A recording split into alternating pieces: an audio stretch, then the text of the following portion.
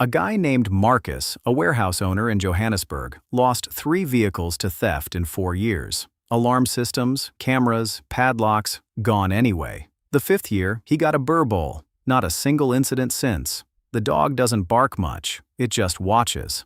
That one fact stuck with me. Not because it's unusual, but because it keeps getting repeated across different countries, different climates, different types of crime. There's a pattern here that most people get wrong. They think guard dogs are about aggression. They're not. The best ones are about presence. The ones that make a professional criminal do the math and decide it's not worth it. This list isn't ranked by bite force or decibels. It's ranked by one thing: which dogs, historically and statistically, have made intruders change their minds. The Caucasian Shepherd comes from the mountain passes between Russia and Georgia, where shepherds needed something that could handle wolves alone at night. Not with backup, alone.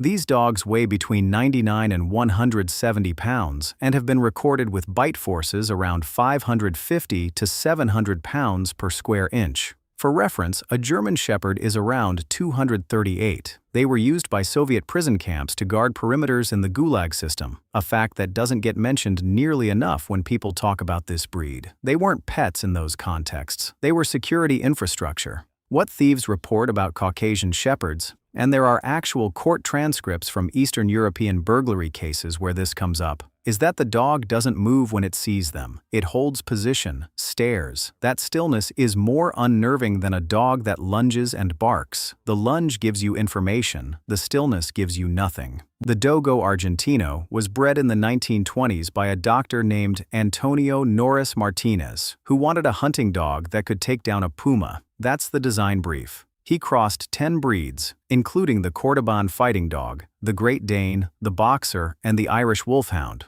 over 20 years to produce something that would pursue large game in packs and not break. It's muscular in a way that looks almost wrong for a dog, like a 100-pound block of fast-moving determination. It was banned in the UK under the Dangerous Dogs Act, 1991. I'm not going to pretend that doesn't mean anything. It means something. What it also means is that the UK government looked at this breed and decided it was in a category of its own. As a home protection dog, what makes the Dogo unusual is silence. It doesn't warn excessively. It responds. Most guard breeds will bark for a long time before committing to an action. The Dogo shortens that window considerably. That's either reassuring or terrifying depending on your perspective. The Belgian Malinois is what Special Forces units use when they need a dog to rappel from a helicopter. That's not marketing. Belgian Malinois were part of the Navy SEAL team that killed Osama bin Laden. The dog on that mission wore tactical body armor and night vision equipment. His name was Cairo. At around 40 to 80 pounds, the Mali is smaller than most people expect from a military working dog. The force comes from speed and targeting precision. A trained Mal can reach 30 miles per hour and hold a bite through considerable pain without releasing. The DHS, the Secret Service, and the Israeli Mossad all use them as primary working dogs. The honest thing to say about this breed as a home guard dog is this: it's like buying a Formula One car to commute. The machine is elite, but if you're not putting in serious training hours weekly, not monthly, weekly, you are not getting a guard dog. You're getting an anxiety disorder with fur. The Presa Canario comes from the Canary Islands, where it was used in the 18th and 19th centuries to control livestock and guard farms. Presa means grip in Spanish. The historical records on what these dogs were used for aren't entirely pleasant. Dogfighting was common in the region. But the selective pressure for a dog that wouldn't back down is exactly what created its current reputation as a protection animal. They're between 80 and 130 pounds, with a wide head and a low, deliberate walk. The thing people don't expect, they're unusually calm for a guardian breed. They don't pace. They don't bark at cars. A Presa that's been properly socialized and trained is almost boring in daily life, which is exactly what you want. You don't want a dog that's always on. You want one that knows the difference.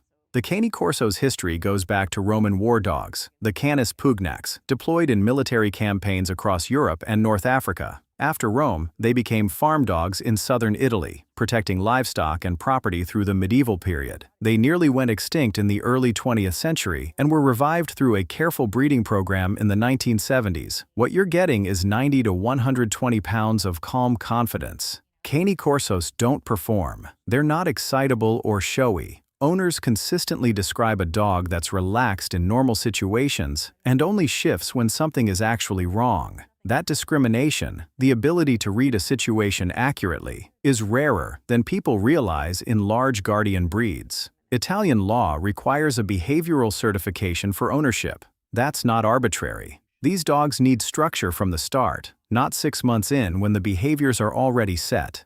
The Rottweiler has been used as a police and military dog in Germany since before World War I. They were called Rottweiler Metzgerhunds, butcher's dogs, originally used to drive cattle and pull carts loaded with meat. The driving cattle part matters. To move an unwilling 1,000-pound animal, you need a dog that can absorb pressure and keep applying its own. That's the muscle memory of the breed.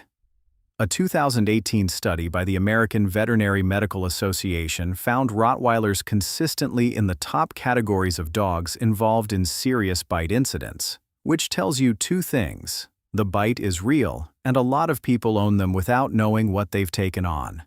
The breed's reputation as a family dog is accurate. The reputation as a force to be reckoned with is also accurate. They're not in conflict. They just require the owner to hold both truths at once. The Boer comes from South Africa, developed by Dutch, German, and Huguenot settlers in the 1600s who needed a dog that could protect remote farms from leopards, baboons, and hyenas. Boar means farmer in Afrikaans. Boel is an old word for dog, farmer's dog. That's it. That's the whole origin. The breed was nearly destroyed during apartheid-era restrictions on non-military dog breeding. What survived and was revived in the 1980s is one of the heaviest Mastiff-type breeds in existence, 150 to 200 pounds, with a territorial instinct that's been in the genetics for 400 years of off-grid South African living. This is Marcus's dog, the warehouse owner. He told me the Boer doesn't need to be aggressive because it doesn't need to be. Size and certainty communicate everything. No fence is a wall, but a 180-pound dog that makes eye contact with you through the fence is something different. The Tibetan Mastiff spent centuries guarding monasteries and nomadic camps in the Himalayas at elevations above 14,000 feet, through temperatures that would kill most breeds. Marco Polo described them in 1271 as large as donkeys. There are accounts of Tibetan Mastiffs being used to fight off bears and leopards by Tibetan nomads. Whether those specific accounts are verified is genuinely unclear. I looked, and the sourcing gets thin. But the fact that the breed survived doing exactly that job in that environment for thousands of years tells you the selection pressure was real. The Doberman Pinscher was created in the 1890s by a German tax collector named Louis Doberman, who, given his job, had very specific requirements for what he wanted walking beside him. He crossed the Rottweiler, the German Pinscher, the Black and Tan Terrier, and possibly the Greyhound to produce something fast, intimidating, and loyal enough to follow him through hostile territory collecting money from people who didn't want to pay. That's one of the most honest origin stories in dog breeding. The dog was made for exactly this scenario. Dobermans can hit 32 miles per hour. They have one of the highest trainability scores of any working breed. A 2019 behavioral survey from the journal Applied Animal Behavior Science found Dobermans to be among the breeds showing the lowest aggression toward their owners and the highest responsiveness to training cues. Which means this is a dog that wants to work with you, not around you. The breed does have a heart condition problem.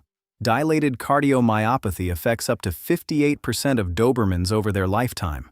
It's the quiet tragedy of the breed, and no serious Doberman person will hide it from you. Every one of these dogs is capable of causing serious harm to a person. That's obvious.